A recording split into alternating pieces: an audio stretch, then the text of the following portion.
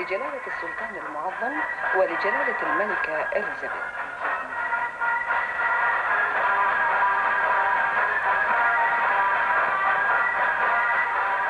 Good evening. Here is the news from Oman Television on Wednesday, the 28th of February.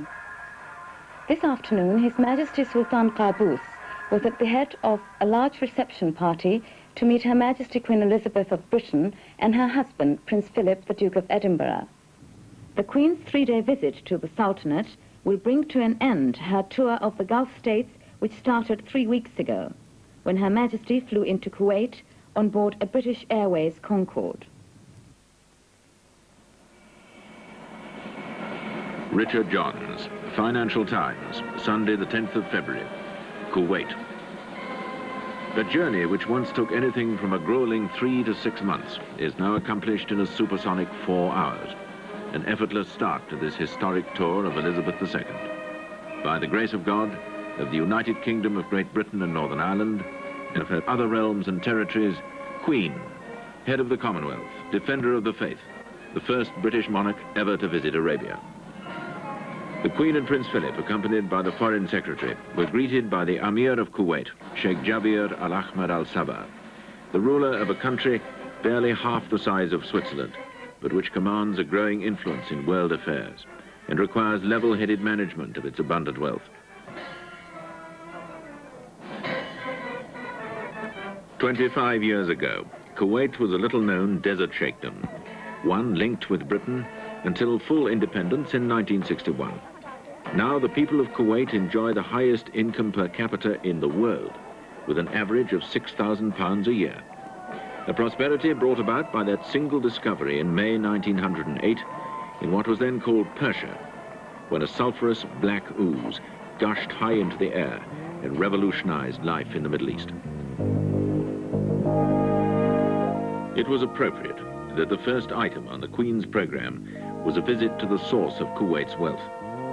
The 6 states that the Queen is visiting on this tour provide 1/4 of the world's demands for oil, and Kuwait is now the 3rd largest producer in the Middle East.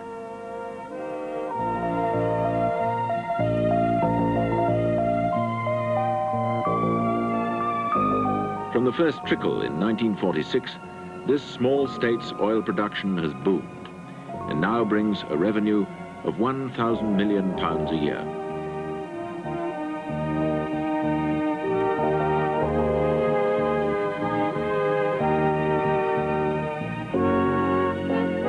After a brief tour of the oil fields, the Queen and Prince Philip were finally taken to a gathering centre where gas is separated from the oil and instead of being burnt off and wasted, is used as another source of energy. For generations, the livelihood of all the peoples of the Gulf depended on the sea, not merely for food and trade, but for a once flourishing industry of pearls. The 1,000-year-old skills in building the seagoing dhows are unchanged. 20th century progress has not yet thrown aside the traditional ways and cultures.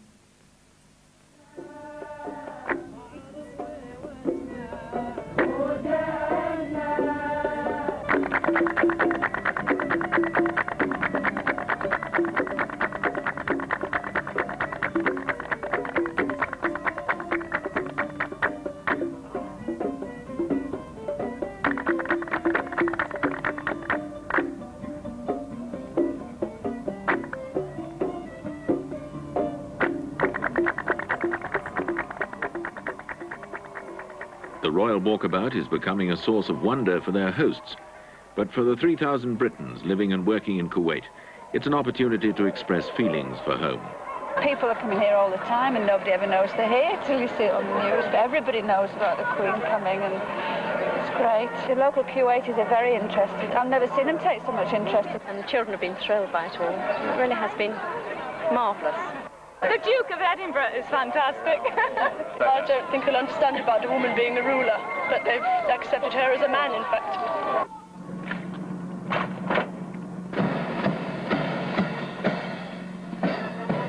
The Queen is not spending more than 3 days in any of the 6 countries to be visited, and every move has to be carefully prepared and timed to the last minute to keep to the intricate schedule of entertainments and ceremonies, banquets and receptions, arrivals and departures.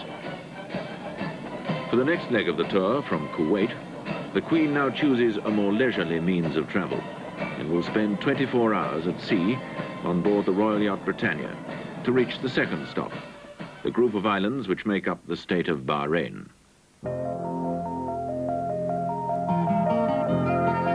It was at this spot that oil was first discovered in the Arabian Gulf in 1931 and caused Bahrain's leap into the 20th century.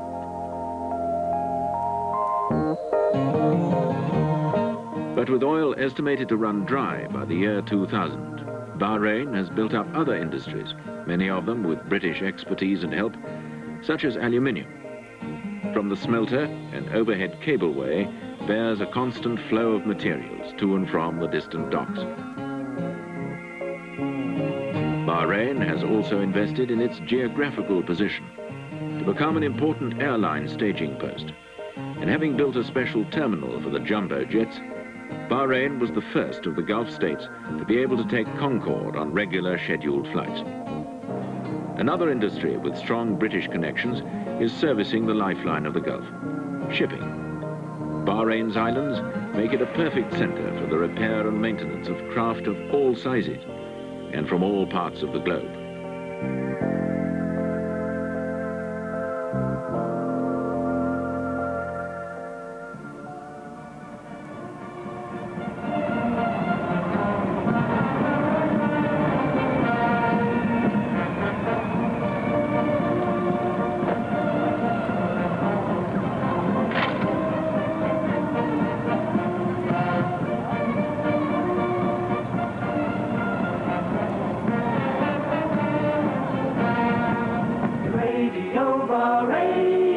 Radio Bahrain News at 12 midday, Bob Macready reporting. His Highness the Emir, Sheikh Isa bin Salman Al Khalifa, was at Mina Salman this morning to welcome Her Majesty Queen Elizabeth II of the United Kingdom, who arrived in Bahrain on a 3-day state visit. Also at Mina Salman to welcome Her Majesty when she and Prince Philip disembarked from the Royal Yacht Britannia were His Excellency the Prime Minister, Sheikh Khalifa bin Salman Al Khalifa, His Excellency the Heir Apparent and Minister of Defence, Sheikh Hamad bin Isa Al Khalifa, and also Sheikh Mohammed bin Salman Al Khalifa and Sheikh Ali bin Khalifa bin Salman Al Khalifa.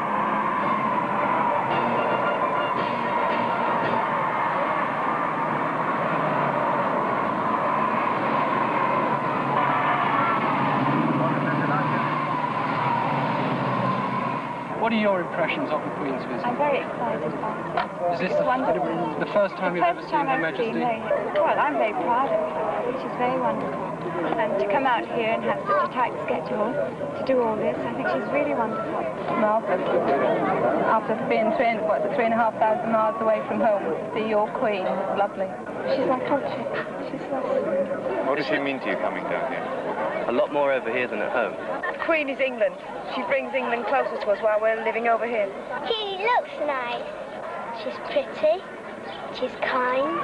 Very cool and calm and collected. I think she looked great.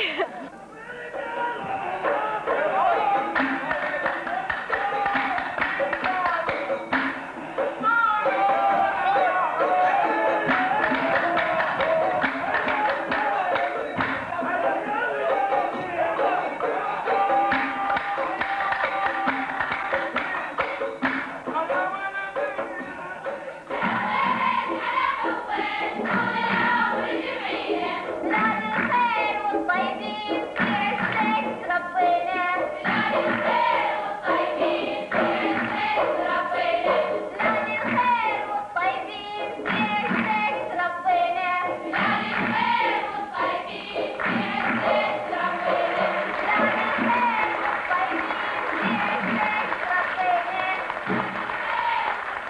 Friday the 16th of February. On this, the second day of the royal visit to Bahrain, the highlight will be the royal party's visit to the Rifah racecourse for an afternoon's racing. Previously to this, however, Her Majesty starts the day in a more relaxed way with a visit at 10:30 this morning to an exhibition of handicrafts at the Badea Gardens.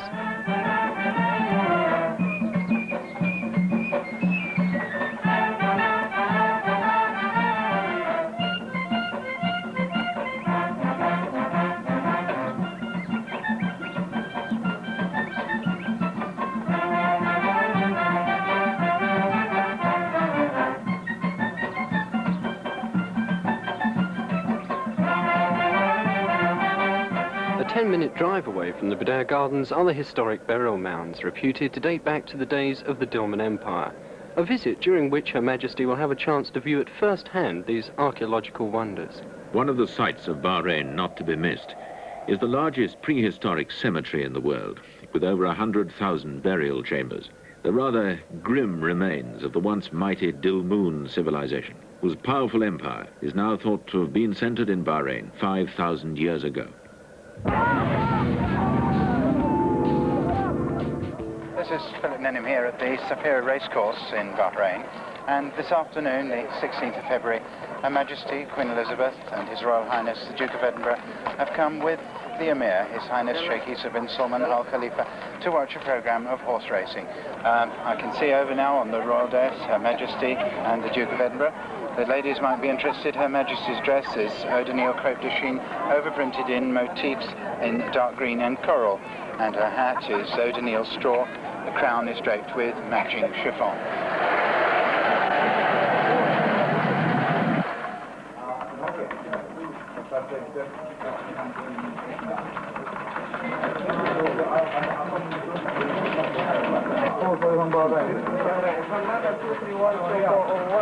Is that Press Association? Yes, I did want to call to Sydney, Australia. Grania Forbes here, catch line, Queen 1. OK, look, put me on tape, will you, and we'll go straight into this. Tomorrow, Saturday the 17th, is the last day of this historic state visit by Her Majesty Queen Elizabeth II to Bahrain. At 2 o'clock in the afternoon, the royal party will bid us all farewell from Bahrain Airport for the short flight to Riyadh in Saudi Arabia to begin the third leg of this, the royal tour of the Gulf States 1979.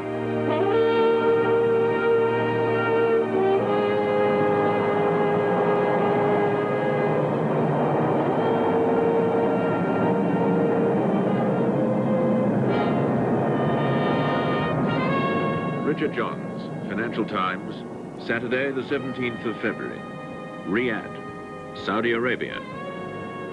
The decision to use British Airways Concorde for the short hops to and from Riyadh was one of prestige rather than speed. It seemed appropriate to demonstrate this impressive achievement of Western European technology in an area which is itself achieving staggering technological progress. In this part of the world, it is not beyond the realms of probability that some individuals will consider buying the supersonic Sterling Earner. The Saudi Arabian government were particularly impressed by the Concorde which brought her to Riyadh. Switchboard, Daily Mirror switchboard. Hello, Ed Vale here. I'm in Saudi Arabia. Can I talk to the news desk, please? Hello, Alan. Alan, it's Ed here. The Queen has arrived in Saudi Arabia, and it looks like being a very good story. It was there in Saudi Arabia, the strictest country of them all, that the Queen started a royal fashion cover-up not seen since the death of her grandmother, Queen Mary. She set the pace when she appeared at the entrance of her Concorde in the full blast of the noon Arabian sun, wearing a full-length, long-sleeved dress. Even her neck was covered with a scarf. There has also been an added bonus. As a palace spokesman remarked, I think there is no doubt that the Queen, by her presence here, has pushed forward the boundaries of what is and may become possible for women in the area.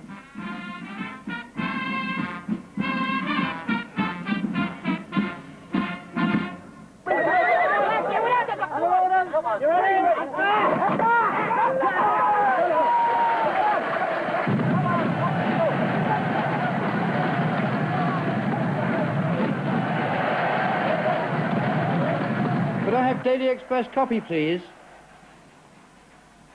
Find Norman Luck, Riyadh, Saudi Arabia, Sunday.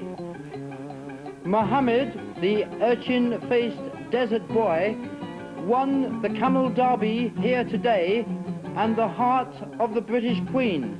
Stop paragraph. After watching races between sturdy Arab stallions, the Camel Derby brought light relief to the Queen's 3-day visit to this oil-rich desert kingdom. All eyes were on Mohammed as the Queen, accompanied by the Saudi ruler King Khaled, returned a radiant smile to acknowledge the victory. It was an amusing and unusual afternoon at the racecourse in Riyadh. After watching this variation of one of her favourite sports, the Queen was then given a detailed outline of Saudi Arabia's second 5-year development programme with an estimated budget of £70 billion. The Ministry of Planning had prepared an audiovisual presentation to provide a complete picture of past, present and future. As you would see on the map, on the right-hand side, we have tried to show Your Majesty an area comparison between Saudi Arabia and Great Britain. Saudi Arabia is the land of Islam, Your Majesty. It believes in it as a belief and a way of life, and it is a country that has seen social stability and political stability, where the security of the individual and his possessions have been unparalleled in history. Saudi Arabia receives annually about 2 million people in pilgrims from all over the world to come and pay their pilgrimage to God. With respect to health services, we have already achieved about 10,000 beds. This does not include the military or the private sectors. We already have 447 dispensaries, and we plan to have about 4,000 doctors by this year, and we have 2,800 doctors available right now. There is a shortage here, but as Your Majesty may very well know, it is not easy to train doctors or even employ them in the market. Also, part of the infrastructure is to have airports, whether international, domestic, interior or total. By this year, we have already 28 airports operating in the kingdom. This is the University of Petroleum, which Your Majesty will be seeing in the Eastern Province. It is one of the most modern technical schools in the world, and also academically one of the best. We have already got to 31,000 students in universities, and we still have 2 more years to go. Girls, higher education, we have already surpassed the target, and there is a great deal of pressure on the School of Medicine from the girls of Saudi Arabia.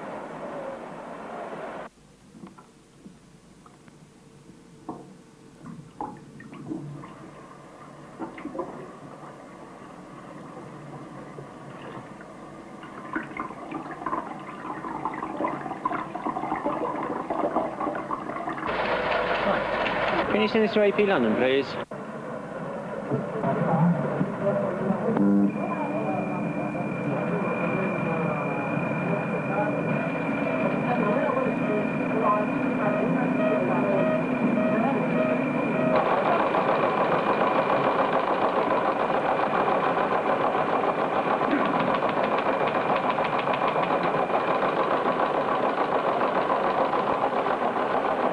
Hello? Hello, is this the Australian copy desk? Can I have copy, please?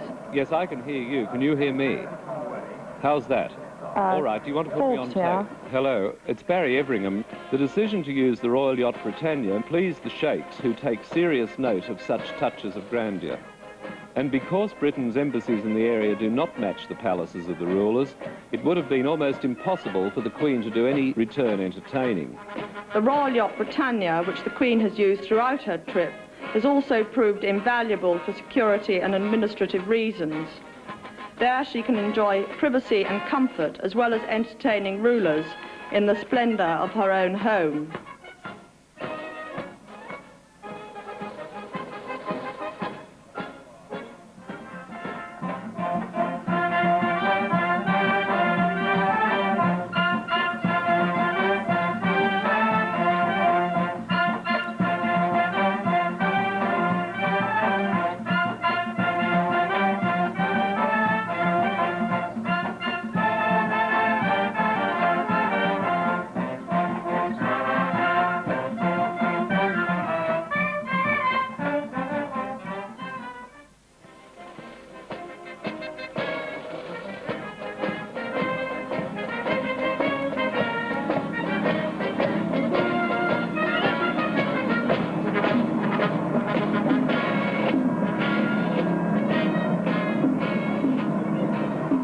Highness, from the moment when Britannia entered your waters, Qatar has given me an unforgettable welcome. I know that this is in the honoured traditions of Arab hospitality, but I also feel that the esteem and friendship shown to us in Doha reflect the long and honourable connection between our countries. It has been a highlight of our visit to see something for ourselves of the many achievements of modern Qatar. The pace of development over the last 10 years has been impressive by any standards, and Doha is emerging as a fine new city with its own deep water port. I am glad to know that the English-speaking and British communities in Qatar are playing a useful part, both in government service and in the private sector. I know, however, that living and working abroad has its own problems as well as its own rewards. In January 1863, the British explorer W.G. Palgrave landed at Qatar and wrote, "To have an idea of Qatar, my readers must figure to themselves miles on miles of low, barren hills, bleak and sun-scorched, with hardly a single tree to vary their dry, monotonous outline. If we look landwards beyond the hills, we see what by extreme courtesy may be called pasture land, dreary downs with 20 pebbles for every blade of grass, and over this melancholy ground scene, little clusters of most wretched earth cottages and palm leaf huts. It is from the sea, not from the land, that the natives of Qatar subsist, passing amid its waters the one half of the year in search of pearls, the other half in fishery or trade. Hence their real homes are the countless boats which stud the placid pool, or stand drawn up in long black lines on the shore. In this bay are the best, the most copious pearl fisheries of the Gulf, and in addition, an abundance almost beyond belief of whatever other gifts the sea can offer or bring." The families of the present Amir, Sheikh Khalifa bin Hamad Al Thani, have been the rulers of Qatar since the 1870s, and the attractive National Museum of Qatar was once their palace.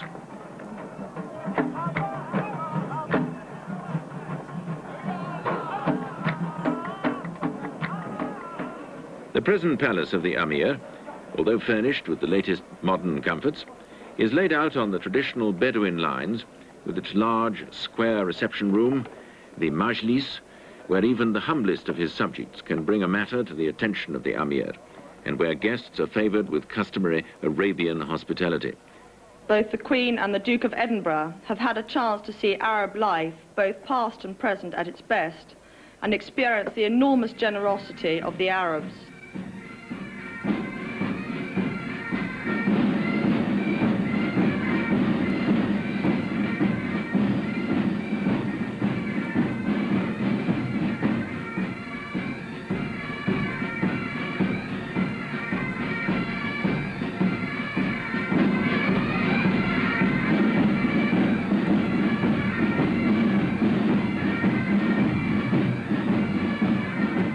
Qatar is one of the few places in the world where can be found the successful preservation of the rare white Arabian oryx.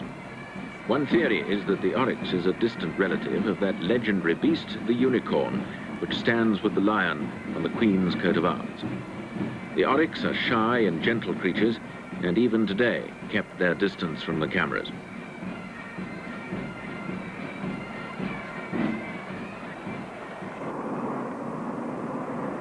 What would have filled the diaries of Palgrave and the early explorers if they could have now accompanied Prince Philip on his travels around Qatar?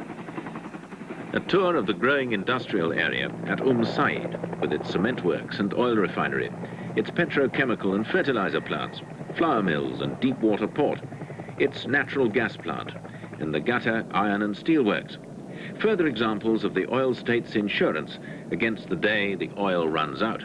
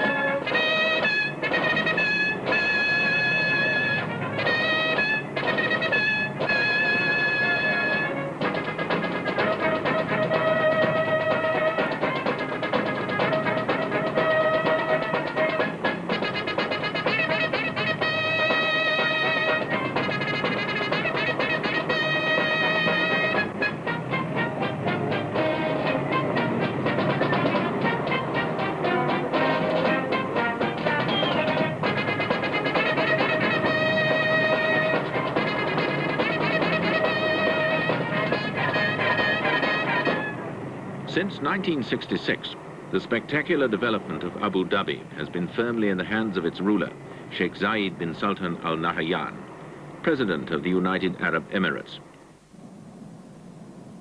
Abu Dhabi is the largest producer of oil of the Emirates, and a short flight from the city is the crude oil loading terminal of Jebel Dana, where the Queen was able to observe the busy meters recording the daily outflow of 800,000 barrels.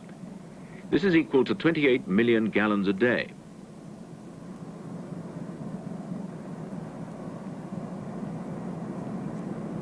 From the terminal, the oil is pumped along underwater pipelines to tankers waiting at sea.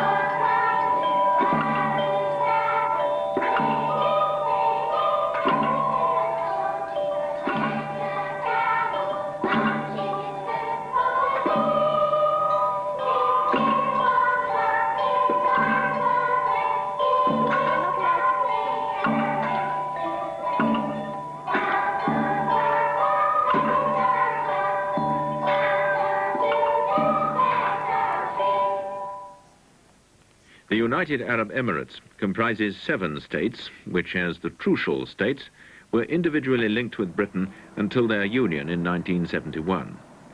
At one of Abu Dhabi's new hotels, Sheikh Zayed gave the Queen a unique opportunity to meet the rulers of the Emirates, including their Vice President, Sheikh Rashid bin Saeed Al Maktoum, the ruler of Dubai, the Queen's next port of call.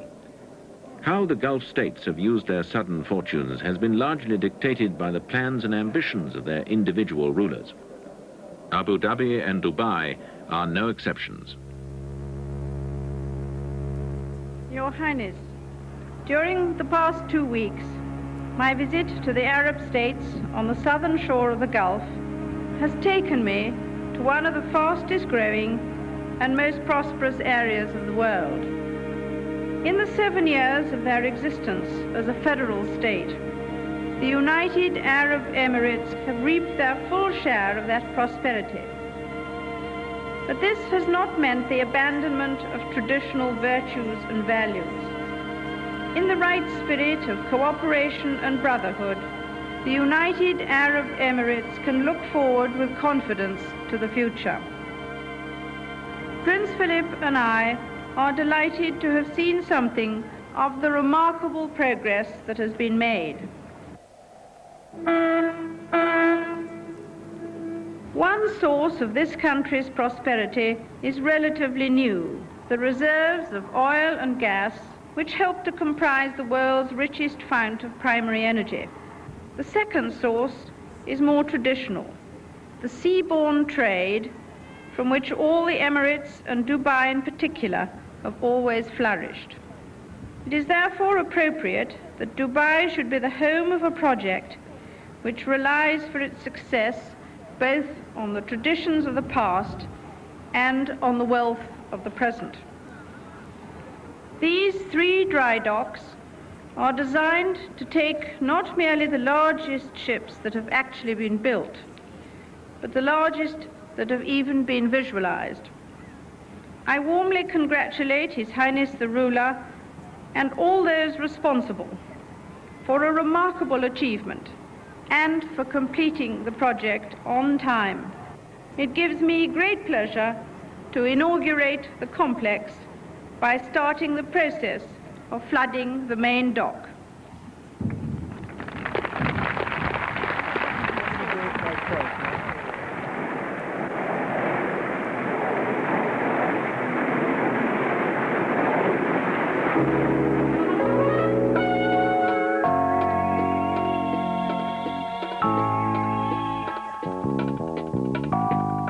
Dubai. Its prosperity based not so much on oil, but on its long-standing role as a thriving centre for trade.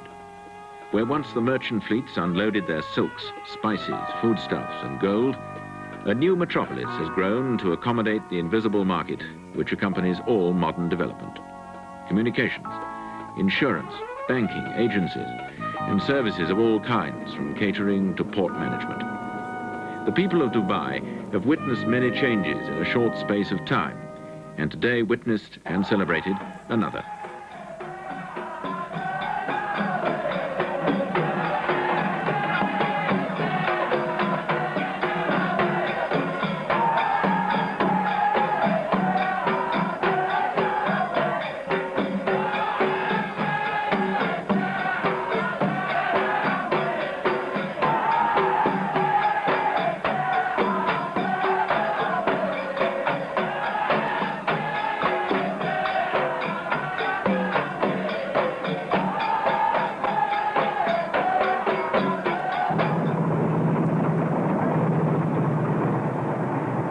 Near the town of Dubai is one of the most ambitious projects ever to be undertaken in the Gulf.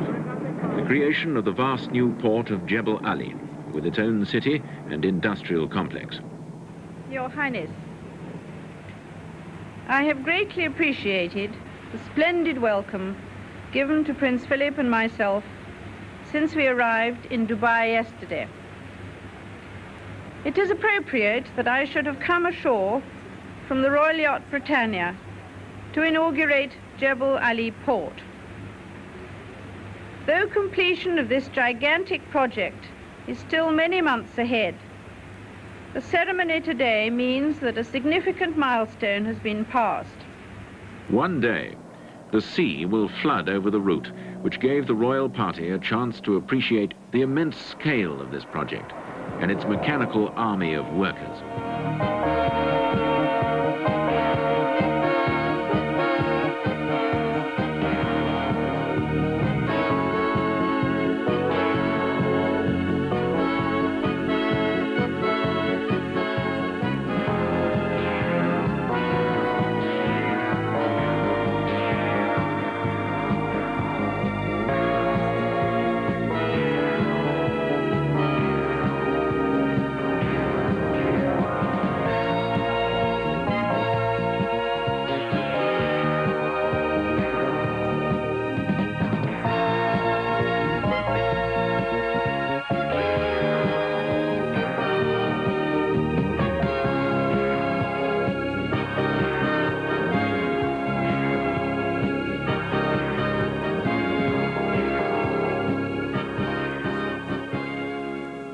I am very glad today to be able to pay my tribute to a bold and imaginative industrial venture in which a major contribution has been and is being made by British industry. One of man's oldest dreams has been to turn the desert green. The desalination of seawater here in the Gulf is intended to convert that dream into reality. It gives me great pleasure to inaugurate the first of 6 desalination plants to become operational.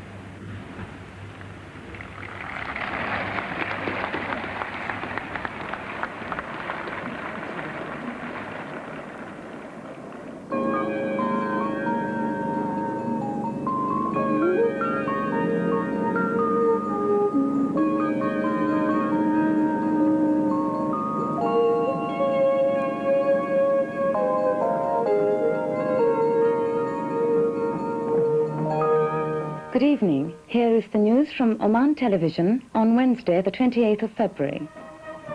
This afternoon, His Majesty Sultan Qaboos was at the head of a large reception party to meet Her Majesty Queen Elizabeth of Britain and her husband, Prince Philip, the Duke of Edinburgh. Her Majesty was then presented to the remainder of the senior members of state and ambassadors. Dateline, Oman, Tuesday. Not only is his country one of Britain's oldest allies in the Gulf, but the 38-year-old Sultan of Oman has strong personal links, maintained since his years in England at the Royal Military Academy at Sandhurst.